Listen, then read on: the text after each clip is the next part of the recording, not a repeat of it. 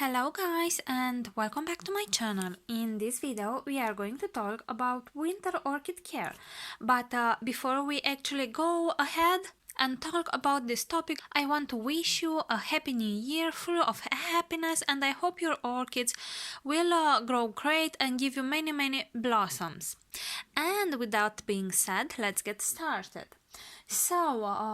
In winter we will have lower temperatures, lower levels of light, drier air due to heaters, and less ventilation. So we have to understand how all these factors influence our orchids in order to counterattack them. So the first thing that I want to talk about it is temperatures. Most orchids would prefer about 15 Celsius at night and 20 to 21 Celsius during the day.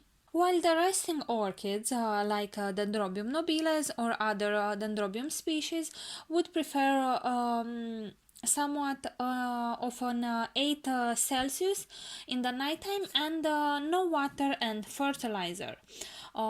This lowering in temperature in the winter time will promote flowering in many orchids like Phalaenopsis, Dendrobiums, or actually Dendrobium nobiles. My vandas seem to want to spike quite nicely during the winter. I'm quite surprised by this. Here I have a little vanda in a glass vase, which I painted myself with, this is a stain glass paint. Here's another one with a little spike.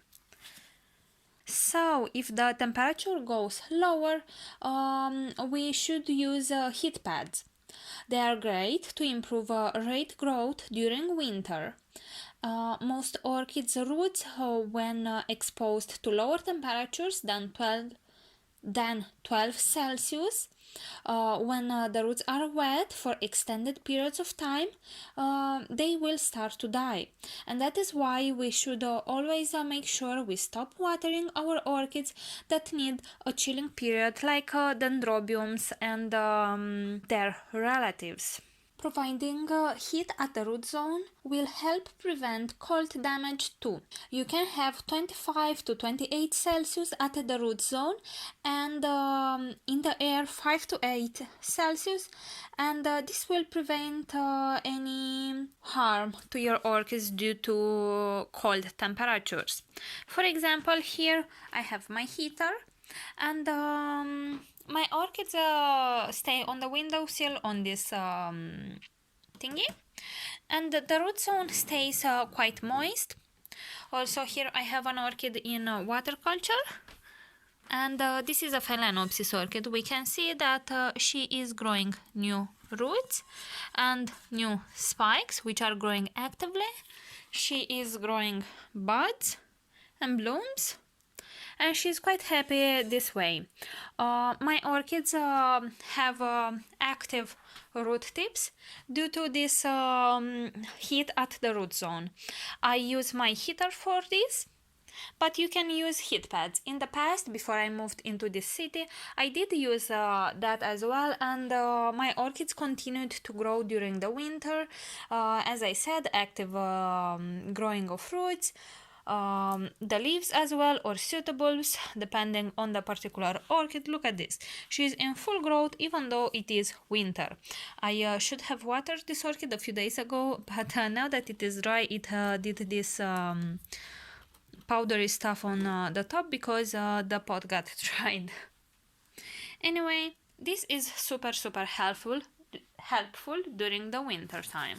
So if you cannot provide over 15 Celsius, you should make sure that you take care how often you water your orchids, because cold temperatures with water, or aka wet roots, will result in rotting roots and mold and decomposing media if you use traditional media. A lot of fungal activities happen in these conditions, so you do want to avoid that.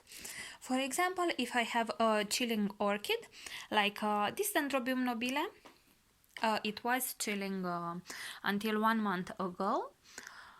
I did not give him water or fertilizer because it was kept at about 10 Celsius during the nighttime, and that promote flowering, but if I would have watered it, the roots that are inside the pot would have died, so I did prevented that. Watering your orchids during the winter time will also be significantly changed.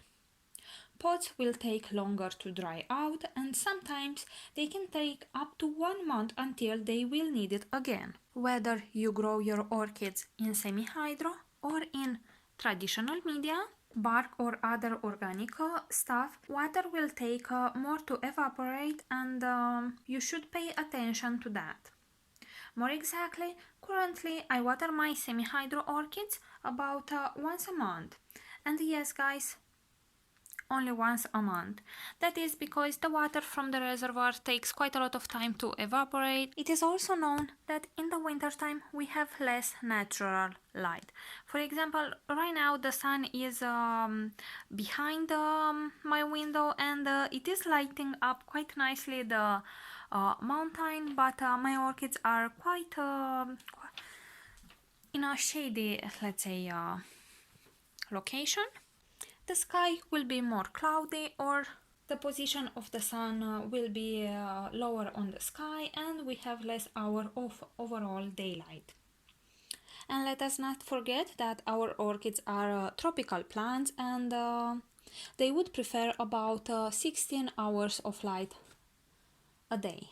Some of us cannot provide that, not even in the summertime. So here is what I do. The windows are kept perfectly clean, and for that I prefer to mix my own solution. So that would be 100 milliliters of water, 100 milliliters of vinegar, and 50 milliliters of rubbing alcohol. With that I clean out my windows, and that is a cheap method. It's a DIY one, and pretty much I get to save quite a lot of money. The orchid leaves are getting de-dust regularly, and for that I mix 1 cup of water with 2 tablespoons of lemon juice, and I wipe them. I try to change the cotton pad in between orchids, but sometimes I forget. Depends on how I feel. Another method of dedusting the orchids, it is to just shower them, and I use that quite a lot, especially with big orchids like this Vanda or this huge Cattleya here. By the way, let me show to you. My Iwanagara apple blossom is full of spikes or sheets that are starting to slowly grow. I think I have about 8 or 9 of them. Here I have another pretty Cattleya which is starting to push up some buds. So things are looking good. You should also consider investing in a source of artificial light. For example, here in front of you, you have the Gemma light that I have received for testing, and unfortunately my boyfriend dropped one of the orchids. I need to clean the floor, but anyway, you will understand what I mean. It is super bright. It is designed especially with a range of colors that imitates the sunlight, which is very good for our orchids. And let me just close it for a bit so you can actually see how dark this place would be without it. Can you see the difference? And here I have another light which is far less brighter. This is a no name one, but if I remember correctly, from AliExpress. So if I turn this thing down, you can see that actually there is a lot more effect. The light is a lot more effective. The one from Gemma. So actually the light from Gemma, it is a lot more effective. So I will go ahead and open it again. My orchids do need watering. I had a very busy period lately, and my orchids need badly watering. I think it has passed about 1 month or a bit more since I have last watered them, but anyway, they will not mind it. The ones in simple semi-hydro have their reservoirs empty or ready for a while, which means that tomorrow at the very least I need to water all of them. But the ones in semi-hydro in a self-watering pot do resist a lot more time, so I will try to invest slowly in that and buy as many pots as possible, self-watering pots, because that is really a life saver. Ventilation will be a huge role in the winter time. Will have a huge role in the winter time because low ventilation with high humidity will cause diseases. And for example, I have been away about 4 days and of course my windows were opened, and I have found out that this particular orchid had a lot of fungal attacks. This is an older leaf that is not an active infection, but these ones are the ones that I cut yesterday. I have just returned, and we can see that I just cut them with a clean or sterilized knife, cutting tool, whatever. Here I had a suitable which was starting to rot down. You need to make sure that you cut those from the base and you cut into healthy tissue, and then spray with hydrogen peroxide. Put a little bit of cinnamon if you would like. I just left the orchid into a high ventilation location, which helped a lot to seal off the wound. So with as I said, I was away, so the humidity was pretty high because nobody opened the windows, and the air was closed, so we had no air circulation. That will cause diseases. You want to avoid that as much as possible, and to do that I usually just let open a little bit like that my window. That will provide a lot of fresh air and air circulation, because this Gemalite, for example, here it has cooling fan to prevent it from heating up too much. That together with the window, and sometimes I let even this door opened, provides a lot of circulation, and usually it is enough to prevent diseases. Sometimes it does happen that we cannot open the windows, and that makes the orchids start to be sick. I have a few leaves that did start to die, and I need to make sure I clean off the orchids from them, because all the dead materials can start to infect other orchids. They are places for pests to hide and for diseases to appear further on. Also, if you know that you have regular fungal attacks during the autumn, winter time, or beginning of the spring, when pretty much we don't open as much the windows, you should make sure that you spray with an antifungal and antibacterial agent. There are a lot on the market, and you need to spray regularly, like once a month. One thing that you need to take into consideration, it is that the copper chemicals will attack and kill dendrobium orchids, so pay attention to that, and please don't use them anywhere near your dendrobiums. They are very effective for other orchids like Phalaenopsis, Cutlass, Paphiopedilums, but dendrobiums will die if you use them. Depending on your location, you will observe that your orchids can start to grow more slowly, or they will stop to grow altogether during the winter time, and that would mean that you should not fertilize them as much as you do normally. So if you have one of these cases, please make sure that you water that orchid more rarely, and you put less fertilizer. In my case, my orchids are growing continuously, so I do not have that to take into account, other than my resting dendrobiums, which at the moment are not watered nor fertilized at all. Unfortunately, in my country it is quite cold, and as you can see, we have a little bit of snow. So I cannot keep the dendrobiums outside like I would like to. So the winter rest at the moment for them includes lowering in watering or watering less often and no fertilizer. I water my dendrobiums with very little water about once a month or even 2 months, and when I water I put just a bit. Once I have seen the little buds starting to form, I have started to water and fertilize the orchid regularly. This is the dendrobium which responded the fastest to the winter rest, and it is already in full bloom. It smells delicious. A very floral scent, very sweet and powdery. I absolutely adore. This is by the way my dendrobium spring dream pollen.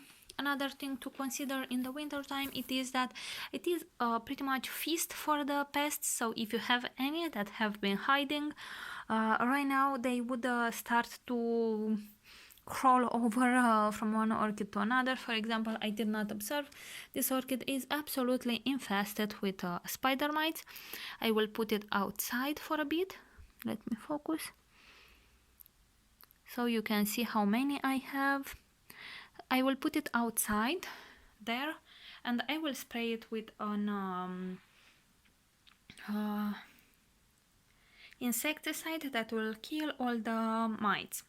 Then this particular orchid, by the way, this is my Cycnoches Wine Delight, has been attacked by a slug.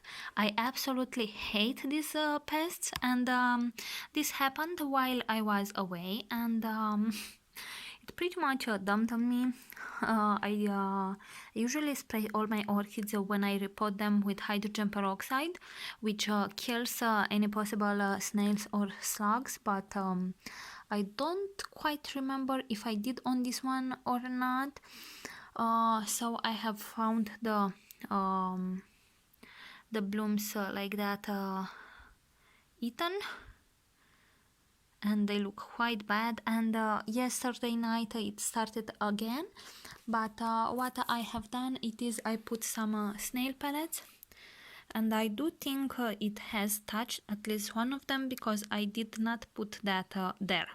I could not place a snail pellet and stay it like this and make it stay like this. It did got stuck on that juice that the snail produced, and I think the problem is resolved. If you have ever this problem, you can try to put a bit of cabbage there or some salad, and in the night time pretty much observed it and kill it yourself with your fingers. Another way it is to use snail pellets. I do hope this is the only one though, because I would be quite devastated to start and find blooms like this eaten away. I must say that these Catasetum orchids are quite pretty, and we can see here I have a bloom which is normal. It got lucky, let's say, but oopsie. Oh my god, it shot the pollen on my finger. Look at that. I got quite scared when I felt that, and it's so sticky.